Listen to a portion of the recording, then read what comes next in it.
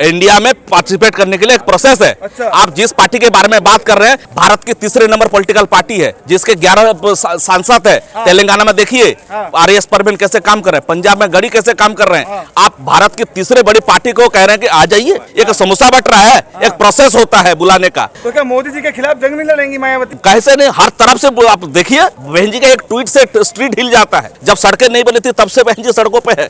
बात ये नौसुखिया जो कहते हैं ना, आकलन नहीं करते हैं। अब देवराय के ऊपर पहला ट्वीट किसने किया था? अब ट्वीट का इतिहास देखिए, जो सोकल जो कहते हैं ना संविधान हाथ लेकर घूमते हैं, ये सब करते हैं, इन्होंने ट्वीट नहीं किया। पता भी नहीं होगा कि विवेक देवराय कौन है। जी कह रहे हैं एक अकेले हैं। कौन अकेले? वही तो, वो ताली मारने जैसा। बीबी को कौन छोड़ के आता है? एक बीबी, उसको निकाल दो, या पुरुषत्व खत्म है। योगी तो एक सेकंड, योगी तो है नहीं। आप योगी जो होता घर परिवार छोड़ देता, वो तो है नहीं, भोगी हैं आप। इसका मतलब कहीं ना कहीं सिस्टम में दिक्कत है। तब तो छोड़ के गए ना।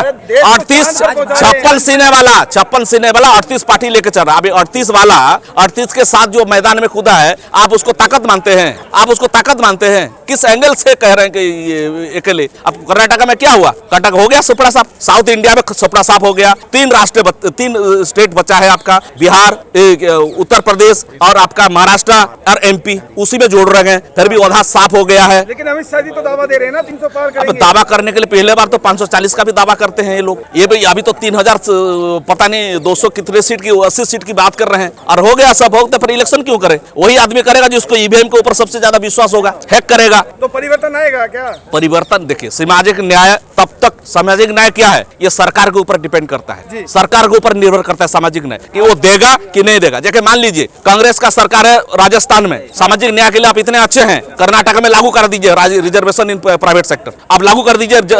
आपके जितने भी एडमिनिस्ट्रेटिव पोस्ट है, लॉयर्स है, एडवोकेट जनरल बनाइए, शेड्यूल कास्ट ओबीसी के बनाइए आप। 2024 में प्रधानमंत्री का चेहरा क्या रहेगा? ये सबसे बड़ा तेज, कौन जीतेगा इंपोर्टेंट नहीं है, कौन हारेगा इंपोर्टेंट है। कौन जीतेगा इंपोर्टेंट नहीं है, कौन हारेगा इंपोर्टेंट है। संविधान में अगर परिवर्तन होते हैं तो स्थान क्या है? अभी फिलहाल पहले जैसे लोग नहीं रहे। आप एक डंडे से जो गांव को हाक लेते थे ना, बोल देते थे, कब्जा कर लेते, वो वाला नहीं है। आज ये खाते पीते लोग हैं, देसी कट्टा का जमाना चल रहा है, तलवार चलती है, अभी शस्त्र से सब चीज से निपुण है। आप देखिए संविधान को मानने वाले लोग हैं, वही संविधान भी सेल्फ डिफेंस नहीं, सेल्फ डिफेंस का आजादी भी देता है, सेल्फ डिफेंस का आजादी भी देता है। तो इसीलिए उन लोगों को समझ लेना चाहिए। वो पहले जैसा आप सोच रहे हो कि आप, मैं बताऊं, इतिहास बता दूं आपको। अकेले कई हजार लोगों, दुनिया के सबसे सर्वश्रेष्ठ वीर कहलाता है आपका बाबा जीवन सिंह। सर काट के बाबा तेग बहादुर का सर कटे हुए शीश को लेकर पंजाब पहुंचे थे बाबा जीवन सिंह जी। बड़ा बड़ा इतिहास यहाँ पर उठा है। इस समय किस तरफ है? उसके साथ, वी द पीपुल के साथ, डेमोक्रेसी के साथ, समता, न्याय, भाईचारा के साथ है, संविधान के साथ। साथ दे रहे हैं, इंडिया के साथ क्यों नहीं दे रहे आप? कैसे नहीं है? अब इंडिया बनता कैसे है? इंडिया कैसे बनता है? इंडिया कैसे बनता है? इंडिया बनता है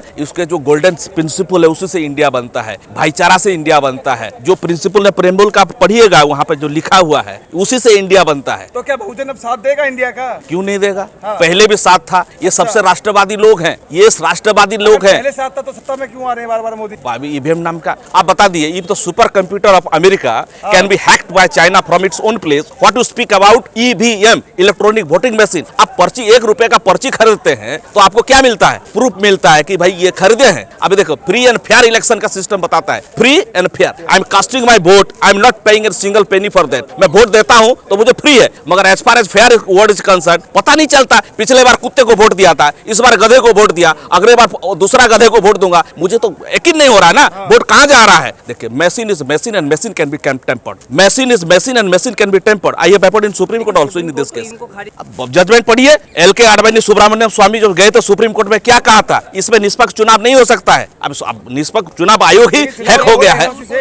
हटा दिया गया, नया कानून लेकर। यही तो मैं कह रहा हूँ, अगर चुनाव आयोग ही हैक्ट हो जाएगा, एक कॉन्स्टिट्यूशनल ऑर्गन ही हैक्ट हो जाएगा, तो आप क्या कहिएगा? समस्या उसी में। तो इसीलिए हम वी द पीपुल के तरफ जा रहे हैं। जिसने इस संविधान को क्या कहा, सब एक तरफ कोई कहा कि कुरान के नाम पे होगा, कोई कहा कि ओम के नाम पे होगा, कोई फलाना मंत्र से होगा, ओम भूर्भुवस्सुः तत्सवितुर्वरेण्यं भर्गो देवस्य धीमहि धियो न प्रचोदयात् का। लेकिन बाबा साहब ने क्या कहा? सब लोगों ने वोट दिया, बाबा साहब अकेले ने नहीं, कि ये वी द पीपुल के नाम पे होगा। बाबा साहब को बहन ने तन मन धन से मान। हाँ। लेकिन अगर हम बात करें अगर हम बहन जी की मायावती, तो उन्होंने एनडीए में सम्मिलित नहीं हुई है। वो ये प्रोसेस है। हाँ, संविधान में अगर परिवर्तन होते हैं तो नुकसान क्या है? नुकसान सबसे ज्यादा है कि ये पहले तो जो equality, liberty, fraternity and justice का चारों सिद्धांत है, जो डेमोक्रेसी के अंदर तहत देश चल रहा है, इक्वालिटी, समता, स्वतंत्रता, न्याय और भाईचारा का सिद्धांत है, ये खत्म हो जाएगा और फिर दोबारा फिर जाति के दलदल में ये धंस जाएगा। दोबारा ये देश गुलाम होने की कगार में होगा। आप पकड़े कि 500 घोड़सवार यहाँ आके, उमर सिंह मिर्जा उसका बाप का नाम था बाबर, 500 लोग आके यहाँ घोड़सवार के गुलाम बना देते थे। तो कैसे गुलाम बना देते? क्योंकि ये लोग ऑर्गेनाइज नहीं थे। यहाँ पे